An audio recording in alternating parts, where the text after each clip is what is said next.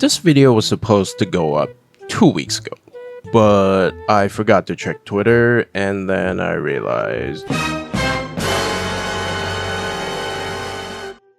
And my video was set to premiere just a few minutes later that day.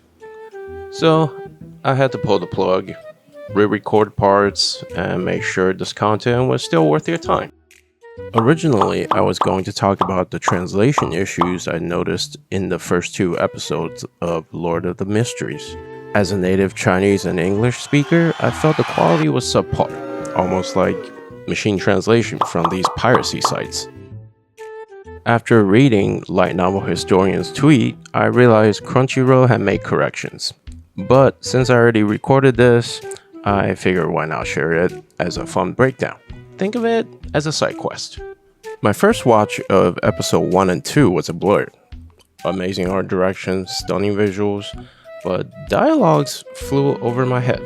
It wasn't until the second watch of the original Chinese version that the translation issues really stood out. Honestly, it felt like a straight up machine translation with an English editor. Let's dive into some of the most glaring examples. Even in the newly translated episode 3, this line was not changed. It still said ascend to divinity. The original dialogue states completing the evolution of this stage, implying moving on to the next, but it never explicitly stated you are ascending to divinity because no one really knows where they're going along their path. So why are they using ascend to divinity? I have no idea.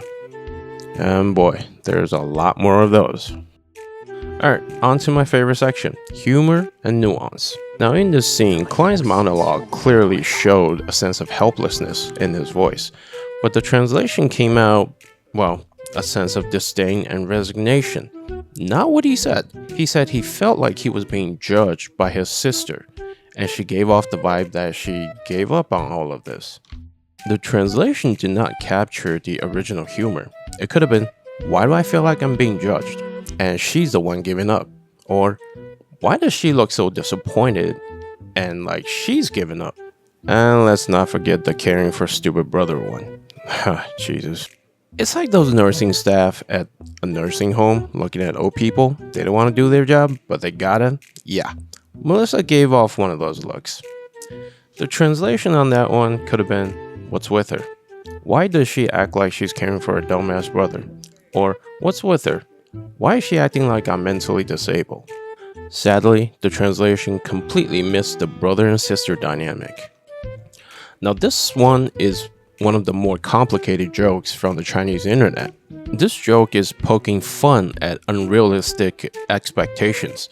The joke in Klein's head is, you're nobody unless you're a beast tamer, fortune teller, and a clown all at once. Possible translations could have been, well, I guess to be a real clown these days, you had to be a beast tamer and a fortune teller. Or, seriously, I guess the only way to be a good clown is to be a beast tamer that tell fortunes. Nothing like that came through in the translation. This joke is important. Not only does it show Klein is from a different world, but it also shows how different his thought process is and how backwards this world is. The original translation did not convey the sarcasm, the mismatched jobs, and people's unrealistic expectations. Now this is a very culturally heavy sentence, where the translation just said, thanks for asking. Ning is a very respectful term. You use it to address the elderly or someone of higher status. This line effectively is saying, because of your support or kindness, that good things happen to me. The translations could have been, it's all thanks to kind people like you that I graduated, or it's all thanks to your support that I graduated. Just translating the sentence as, thanks for asking, is lazy, shows a lack of cultural understanding. But I do see the other argument. Well, this is a Western Victorian world, maybe that's all he wanted to say. But you know what? Too bad. The original language is Chinese. Suck it up.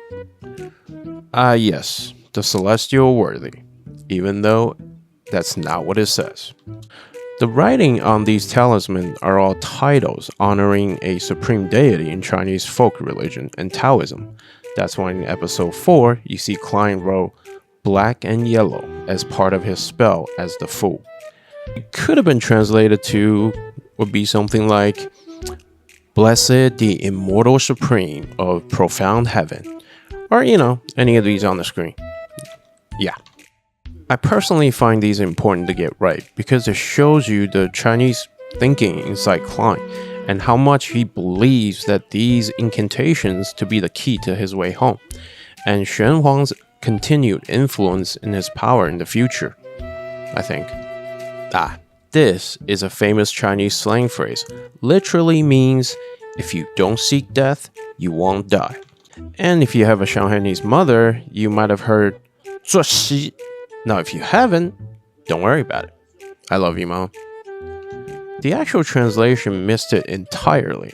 Here are some better alternatives. Like, play stupid games, win stupid prizes. Or, well, you're a Darwin Award material. Or, I don't know, well, I fucked around and I found out. It could have been any of these. Besides, don't go looking for trouble. I think these culturally nuanced terms and jokes continues to solidify how Klein is still thinking like a Chinese, how he continues to reject his identity as Klein Moretti in this new Victorian era world. And all because he got isekai'd into a world he doesn't know. Machine translations. You've probably all seen some of these, and you hate them. It's also what I hate more than bad translations. Some phrases in this episode screams machine translation. Words like disdain, resignation, and compatriot are dead giveaways. Disdain, resignation, very common terms when the translation is done by machine, even when it is not appropriate. These speeches are very informal and casual. Machines don't know how to capture that or even know where to begin. Yet. Give it a few years. Now, this one specifically caught my attention early on. In the landlord game scene, the Chinese audio was clearly a pair of aces, yet the English translation is tip. Then I realized the word jian means tip or peak, so the machine would have said pair tips, which makes zero sense in this context. Well, that was fun. I left out a lot. Believe me, there were so many more screenshots.